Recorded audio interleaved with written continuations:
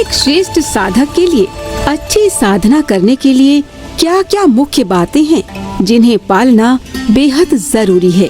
जैसे कि श्रेष्ठ साधक ब्रह्मचर्य व्रत का पालन करे, प्राणायाम करे, अल्पाहारी हो, दया भाव व दृढ़ संकल्पी हो, तो उसकी साधना पर क्या असर होगा। हमारे प्यारे गुरुवर संत श्री आशाराम जी बापू ने विस्तार से अपने साधकों को समझाया कि अच्छे साधक के लिए अधिक खाना, अधिक क्रोध करना, निंदा करना जैसे 7 दोषों से दूर रहना बहुत जरूरी होता है और अल्पाहारी होना, ब्रह्मचर्य व्रत का पालन करना व प्राणायाम आदि जैसे 7 आयुष्य पालक गुणों का पालन करना एक अच्छे साधक के लिए अति आवश्यक है। साधना के दोष क्या है उसको समझकर साधन करते हैं, लेकिन असाधन भी हो जाता है।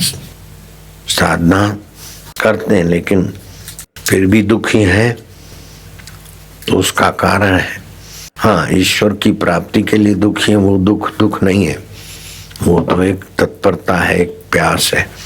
लेकिन और संसारी दुख है तो आपको साधन का प्रभाव अभी अपने जीवन में नहीं दिखा। क्यों नहीं दिखता है? कि पहले के संस्कार, हल्के संस्कार ज्यादा है और साधन का प्रभाव भी कम है, अथवा तो साधन करते तो असाधन भी साथ में चालू रहते हैं, इसलिए साधन का खजाना बढ़ता नहीं। असाधन क्या है? मैं साधन करता हूँ, मैं दान करता हूँ, मैं सत्संगी हूँ, मैं फलाना हूँ। किसी भी प्रकार का जो अति अभिमान है, सत्संगी हूँ स्वाभाविक कहना तो कोई बुरा नहीं, लेकिन अभिमान जो घुसता है, मैं धनी हूँ, मैं ये हूँ, अति अभिमान, ये असाधन है।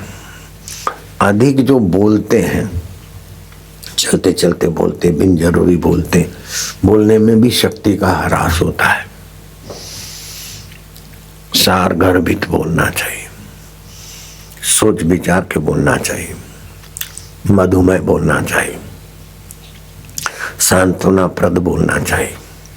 दुख की बात जल्दी नहीं बताएं और दुख की बात बढ़ा चढ़ा के न बताएं, छोटी करके बताएं, और सुख की बात जल्दी बताएं, बढ़ा के भी बताएं तो हरकत नहीं। तो जो अधिक बोलता है व्यर्थ बोलता है, ये दूसरा दोष है।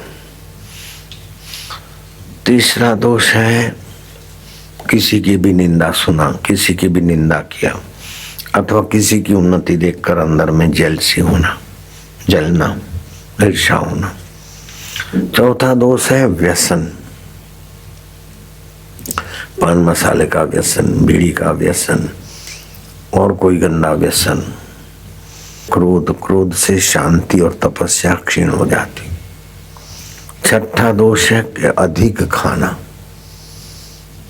खाते खाते एक बार होता है कि बस फिर और थोड़ा ठांसने की आदत पड़ जाती है तो पड़ जाती। और सातवां दोष है मित्र, परिवार, परिचितों से राग द्वेष करके उनके ही चिंतन में भटकाना मन को।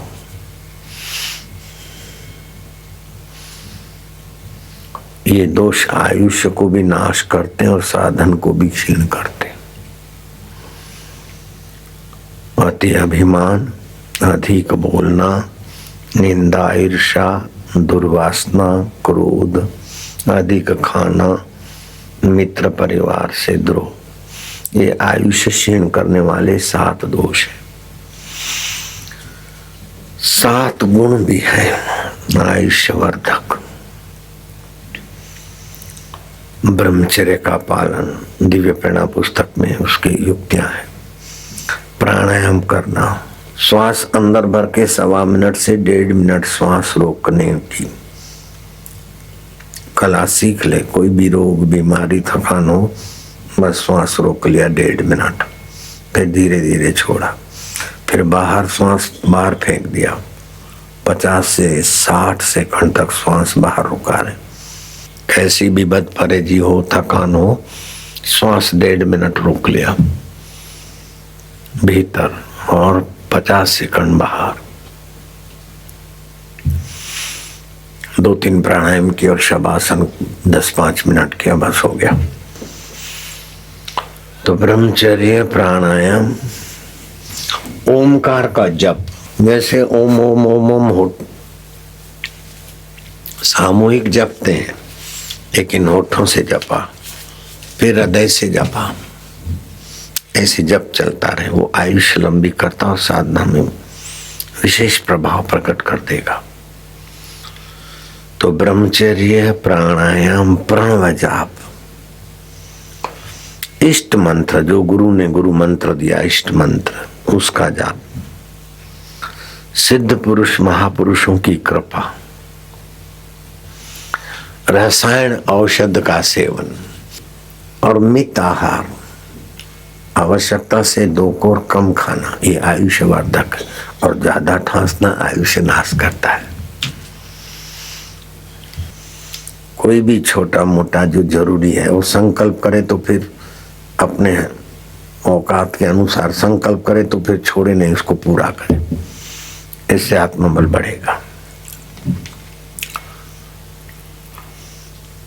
मैं हिमालय में एक ऐसी जगह पर पहुंचा कि जहां थोड़ा 10, 15, 25 कदम चलो तो सांस फूले, ऑक्सीजन कम था, और मेरे पास सामान भी था, तो सामान रखूं, फिर आराम, थोड़ा रुक जाऊं, फिर चलूं।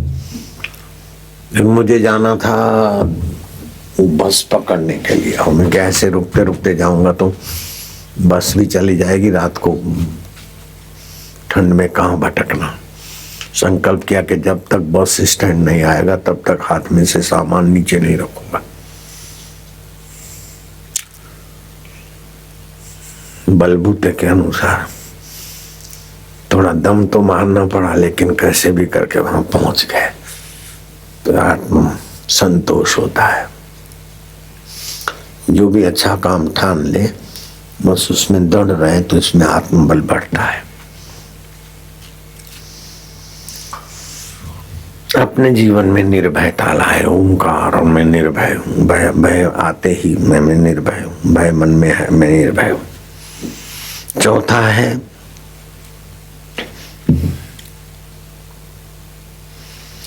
आत्मा, परमात्मा और प्रकृति का ज्ञान पाने से भी आत्मबल बढ़ता है। मेरा परमात्मा के साथ नित्य योग है और संसार के साथ नित्य वियोग है। जो कभी नहीं मरता है उसके साथ मेरा नित्य संबंध है। इससे भी आत्मबल विकसित होता है। सत्य का चिंतन, जो साक्षी है, सत्य है, चेतन है। संकल्प मिथ्या है, विकल्प मिथ्या है, दुख मिथ्या है, सुख मिथ्या है, लेकिन उसको जानने वाला सत्य जो का त्यों है, ओम में वही आत्मा। इससे आत्म विकास होता है। श्रद्धा से आत्म विकास होता है। ईश्वर के विकास से आत्म विकास होता है। सद आचरण से आत्म विकास होता है।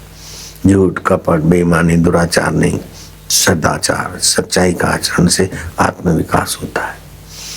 संयम से आत्म विकास होता है। जो नहीं बोलना है तो नहीं बोलना है। एकादशी है तो अन्न नहीं खाना है तो नहीं खाना है। अहिंसा, किसी को मन से, शरीर से, वचन से दुख न पहुंचाना। दया, इससे आत्म विकास होता है। सेवा, महापुरुषों की, गुरु की सेवा अथवा किसी की भी निस्वार्थ सेवा, इससे आत्मबल बढ़ता है। न्याय के पक्ष में रहने से भी आत्मबल बढ़ता है।